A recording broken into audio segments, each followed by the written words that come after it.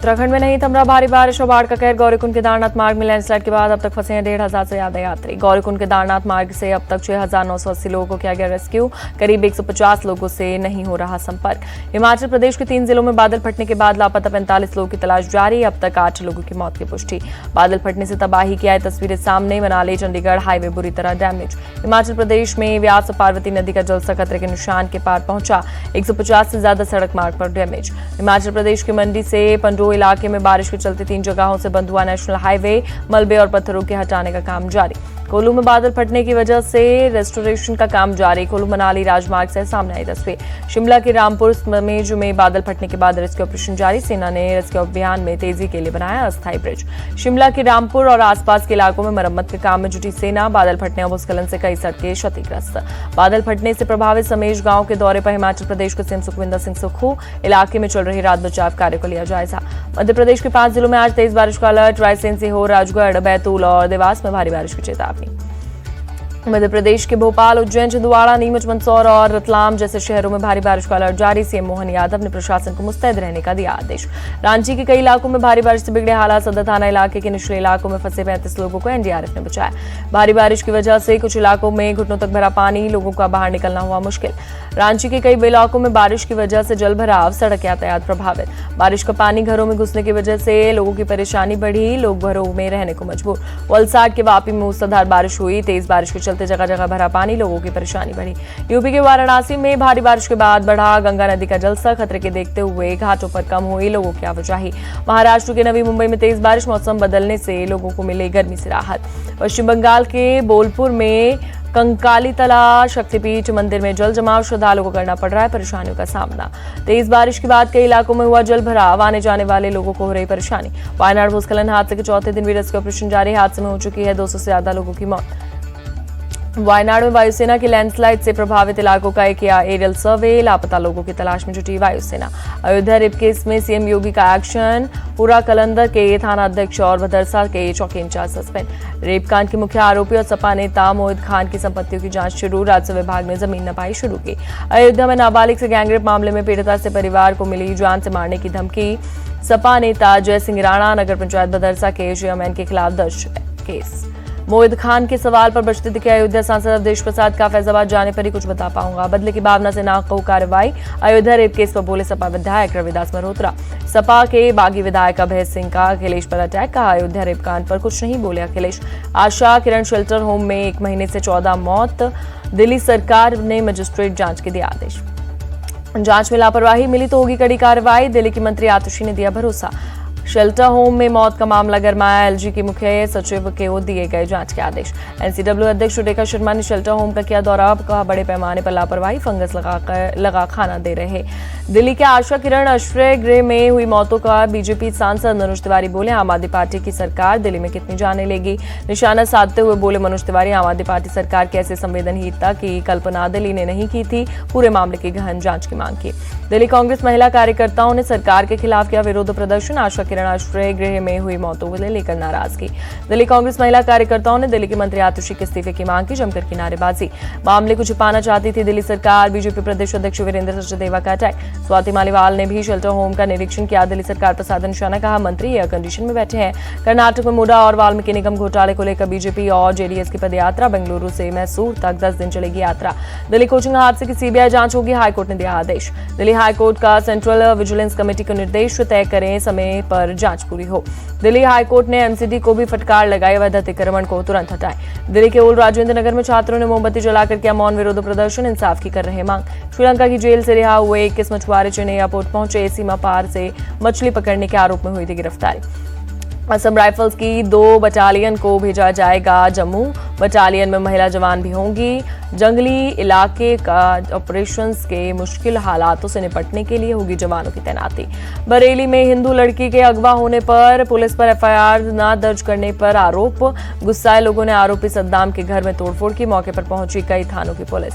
दिल्ली के defence colony इलाके में 8 साल का बच्चा सीवर में जाके गिरा। लोगों की मदद से बचाया गया बच्चे को। प्लाईबोर्ड से ढका हुआ था सीवर का ढक्कन।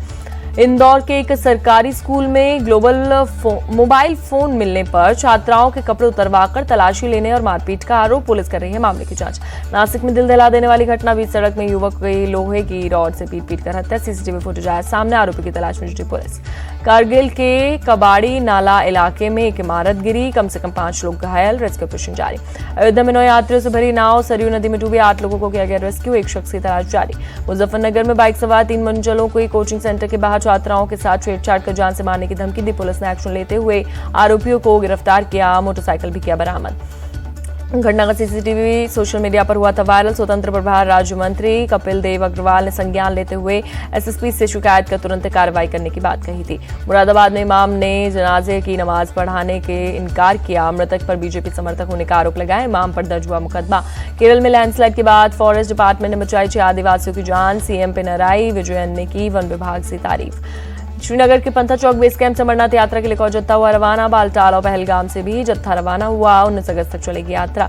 गुजरात के अंबाजी मंदिर के स्वर्ण शिखर पर ध्वज लगाने के लिए मंदिर ट्रस्ट ने की विशेष व्यवस्था, 1 अगस्त से ध्वज चढ़ाने के इच्छुक श्रद्धालुओं के लिए शुरू की विशेष योजना। तिरुवनंतपुरम के शंकुमुकुम बीच पर कर्करिडका बाबू बलि अनुष्ठान हुआ, बड़ी संख्या में शामिल हुए लोग। नागपुर से सीमा पर तैनात जवानों के लिए भेजी गई 2.5 लाख राखियां, प्रहार समाज जागृति संस्थान से जुड़ी छात्राओं ने भेजी राखी। इजरायली सेना ने लेबनान में हिजबुल्लाह के ठिकाने पर किया हमला, हिजबुल्लाह के 2 मेंबर को उड़ाने का दावा। इजरायली सेना के हमले का वीडियो किया जारी, कहा इसी ठिकाने से हिजबुल्लाह के लड़ाकों ने दागे थे रॉकेट। इजरायल और हमास के बीच जंग के 300 दिन पूरे हुए, इजरायल सेना ने तेज किया गाजा में एक्शन। इजरायली सेना टैंक के साथ हमास के इलाकों में घुसी, डॉग स्क्वाड की मदद से हमास लड़ाकों की तलाश जारी। इजरायली सेना और हमास के लड़ाकों में कई इलाकों में आमने सामने की लड़ाई, इजरायल ने जारी किया वीडियो।